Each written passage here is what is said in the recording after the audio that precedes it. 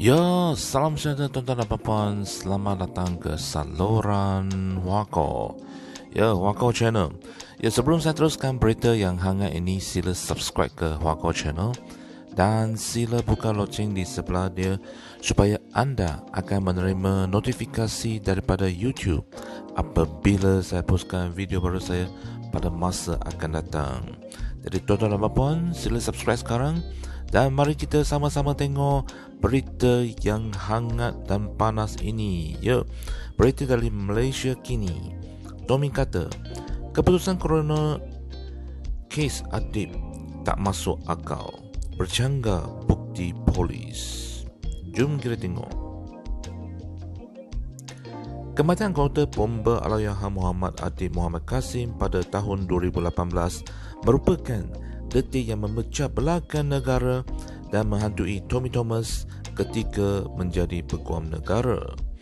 Kematian Adib dan kekurangan pendakwaan terhadap mana-mana suspek telah digunakan sebagai senjata politik, terutama oleh mereka yang berada dalam UMNO untuk menikam Thomas dan Kerajaan Pakatan Harapan ketika itu. Thomas sering dituduh melepaskan suspek yang didakwa menyebabkan kematian Adib. Mengenang peristiwa itu dalam memorinya, bekas peguam negara berkata, polis telah menjalankan siasatan dengan penuh hati-hati dan teliti pada hari-hari selepas Adib mengalami kecederaannya semasa rusuhan di luar kuil USG Seaview Sri Maha Mariamman pada bulan November tahun 2018. Walaupun pada masa itu ramai yang berkata Adib dicederakan perusuh, polis mendapati tiada unsur perbuatan khianat. Dikatakan Adib cedera apabila jentera bomba itu berundur ke belakang menolak kenderaan yang Adib tumpang. Selanjutnya, tidak mungkin polis menangkap sebarang orang atas jenayah yang tidak ada, dan itulah penebuan setelah banyak kali siasatan oleh beberapa unit polis, tulis Thomas. Bagaimanapun, apabila Adib meninggal dunia 3 minggu kemudian pada 17 Disember, Thomas berkata kemarahan tercetus yang ditimbulkan sentimen perekaman mendakwa Adib dibunuh oleh perusuh di luar kuil Hindu. Hanya jika beberapa orang India didakwa atas kesalahan membunuh, gerombolan yang marah itu akan berpuas hati, katanya. Ini, katanya, mendorong beliau untuk mengadakan inklus bagi mencari punca kematian Allahyarham Adib. Menurut Thomas, keterangan yang dikemukakan semasa siasatan mengesahkan penemuan polis bahawa Adib cedera akibat kemalangan dan tidak dipukul. Bagaimanapun, Coroner Rafia Muhammad mendapati kematian Adib disebabkan tindakan jenayah yang dilakukan oleh 2 atau 3 penyerang yang tidak dikenali semasa rusuhan itu. Dia juga mendapati kegagalan polis dan FRU untuk mengawal rusuhan telah menyebabkan kematian Adib. Penemuan itu, kata Thomas, sukar dibayangkan ataupun mind-blowing. Bagaimana dia dapat mencapai penemuan ini sukar dibayangkan ketika polis dengan pengalaman, kepakaran, tenaga kerja dan sumber daya mereka tidak dapat merubuskannya.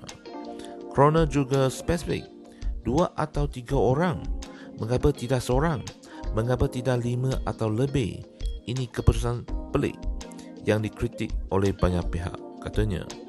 Thomas berkata ramai pegawai di Jabatan Perkawan Negara mahu dia membuat rayuan terhadap penemuan itu di Mahkamah Tinggi. Bagaimanapun, dia tidak berbuat demikian kerana coroner hanya memutuskan supaya polis melanjutkan siasatan mereka dan katanya dia tidak keberatan dengan hal tersebut. Polis pada tahun lalu mencadangkan satu inklus diadakan semula berhubung kes kematian Adib, dengan saksi-saksi baru dipanggil memberi keterangan.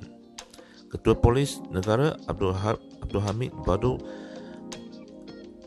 pada 7 Ogos 2020 berkata, ia berikutan terdapat saksi baru yang akan tampil memberi keterangan berhubung kematian anggota bomba itu. Sehingga kini, seramai 54 saksi baru dirakamkan percakapan melibatkan saksi polis, saksi awam dan saksi pakar yang membawa kepada 115 orang telah dirakam percakapan sepanjang siasatan kes ini berlangsung. Saya mahu berlaku adil kerana tidak ada apa yang nak disembunyikan. Apapun siasatan penuh telah dibuat, namun kami tidak temui bukti kukuh menyatakan bahawa ada seseorang yang nampak awal ditangkap, dipukul dan sebagainya, katanya. Menurutnya, setakat Ogos tahun lalu, polis masih belum menemui bukti yang menyokong penemuan corona bahawa Adib dipukul. Ya, tuan-tuan dan puan, sekian sajalah video kali ini. Dan kita akan mengikuti perkembangan semasa politik di negara kita pada video yang akan datang. Untuk ini, jangan lupa subscribe ke Wakau Channel. Sila subscribe sekarang. Sekian. Terima kasih. Jumpa lagi.